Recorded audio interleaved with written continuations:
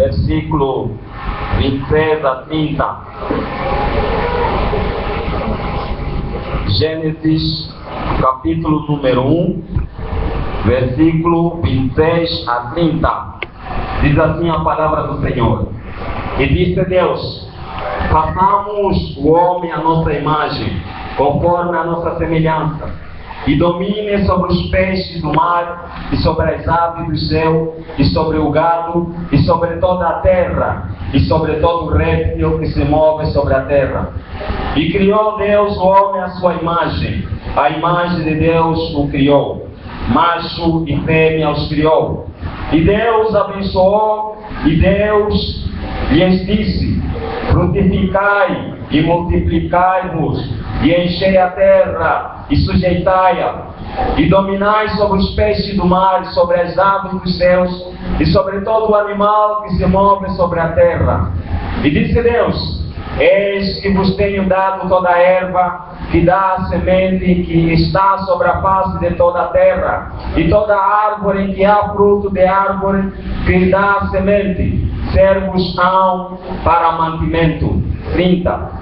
E a todo animal da terra, e a toda ave dos céus, e a todo réptil da terra, em que há alma vivente, toda a erva verde lhe será para mantimento.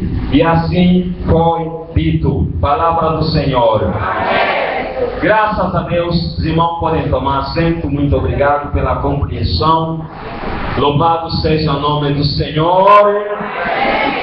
Graças a Deus. Eu quero trazer uma palavra de reflexão para a igreja. Não quero pregar, gostaria de ensinar, mas não estamos acostumados com pregação. Eu vou falar na medida que Deus vai me usar, seja lá pregação ou então ensino, mas simplesmente entrego todo o meu controle nas mãos do Senhor.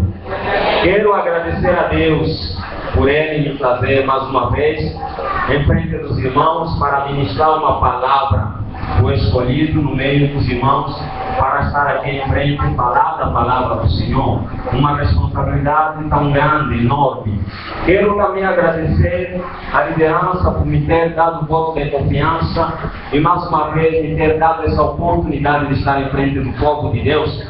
Também agradecer o irmão que está aqui hoje, que veio observar, veio presenciar, assistir essa pregação. E não quero esquecer aqueles irmãos que têm orado por mim mesmo no silêncio. Amém. Deus seja louvado. Aqueles que eu não sei que oram por mim, Deus abençoe.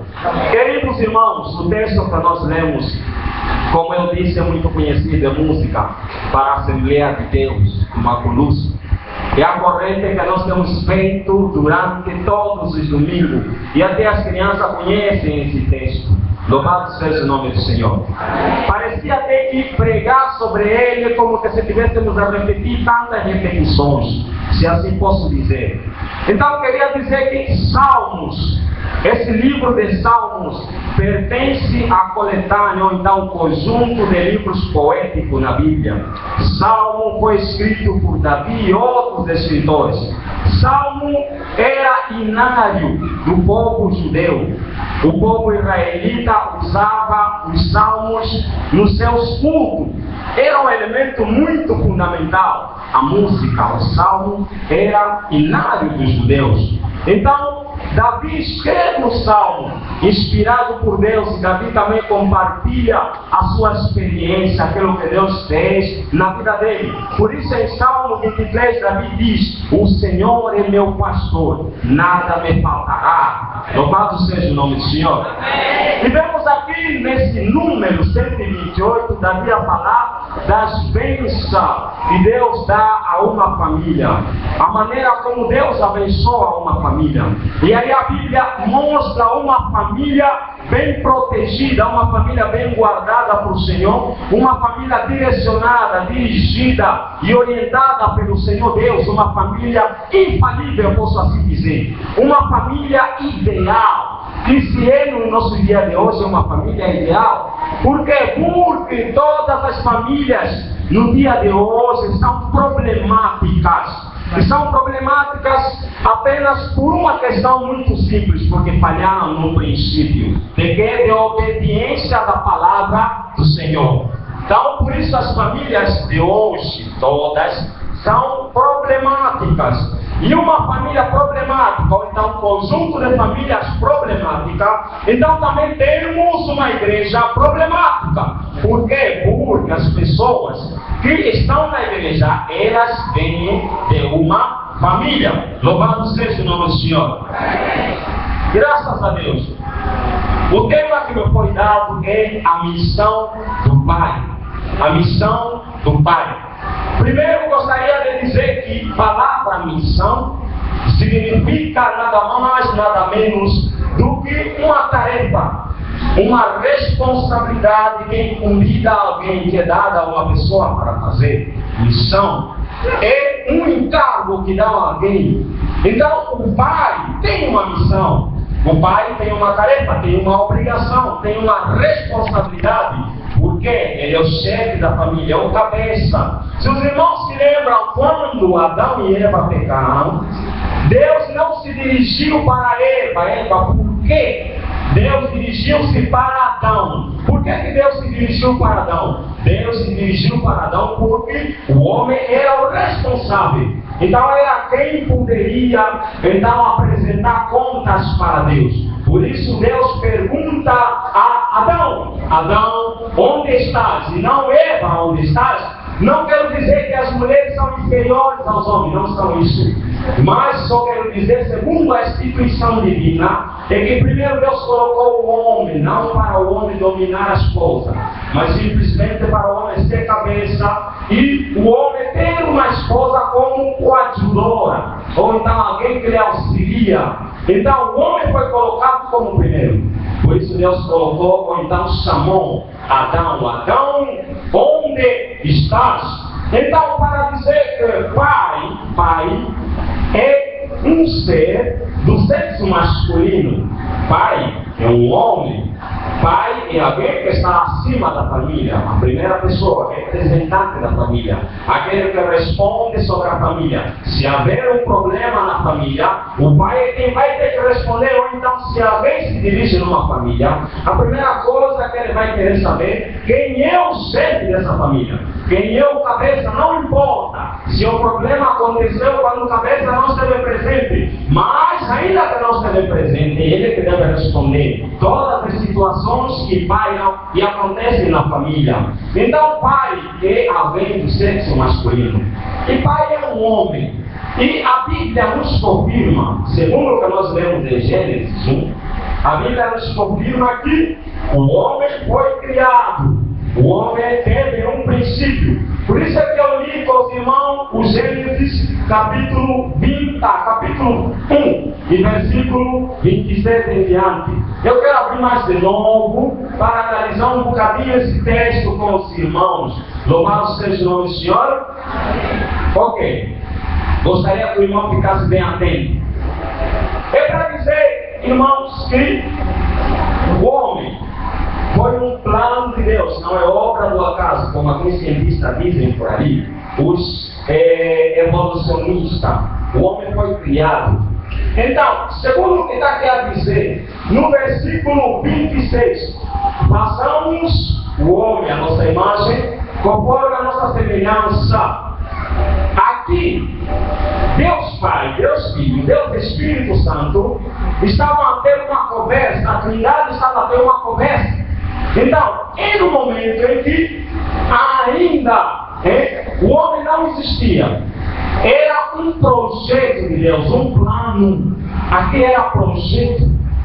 Então, quero dizer que o homem foi projetado lá no céu e foi concretizado aqui na terra.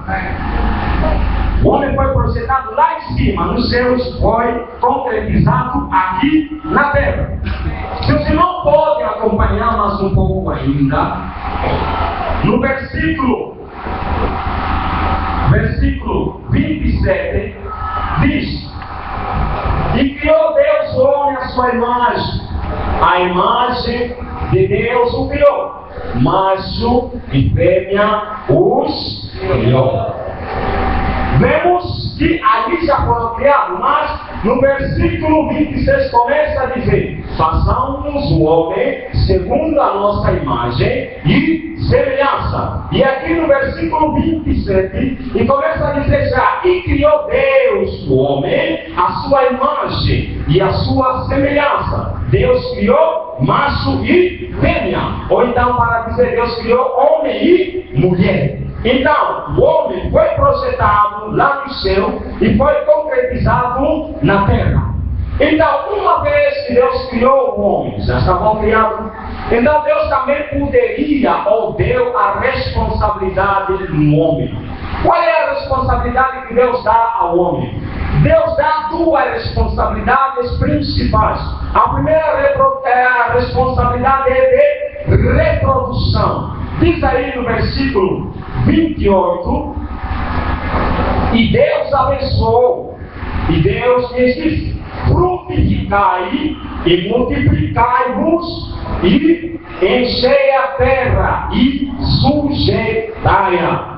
Então, Deus aqui está dando a primeira responsabilidade, que é de reprodução. Quer dizer que Deus estava a dizer que deveis vos reproduzir, vos multiplicar. A segunda responsabilidade que Deus dá ao homem é de gerir a terra, fazer gestão da terra. Eu já disse uma vez que o homem foi criado não para ser o dono da terra, mas simplesmente para ser o administrador da terra, o mordomo, o servo de Deus na terra. Continuando lá no versículo, diz: e dominai sobre os peixes do mar, e sobre as aves do céu, e sobre todo o animal que se move sobre a terra, e por ali a seguir.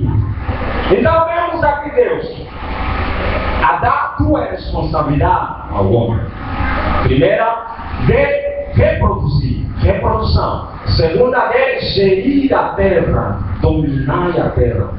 Agora, meus irmãos, como eu disse no princípio, que segundo o que Salmo 128 diz, para o nosso dia de hoje parece sonho, parece que nunca aconteceu.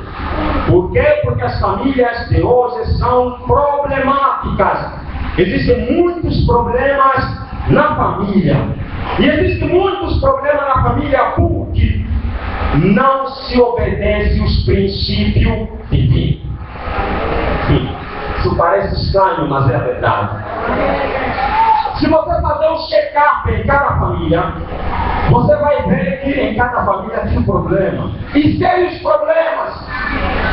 E por isso nós aqui na igreja estamos, falamos, pregamos, dirigimos, lideramos, pastoreamos, pela graça do Senhor. Porque as nossas famílias são problemáticas. Amém?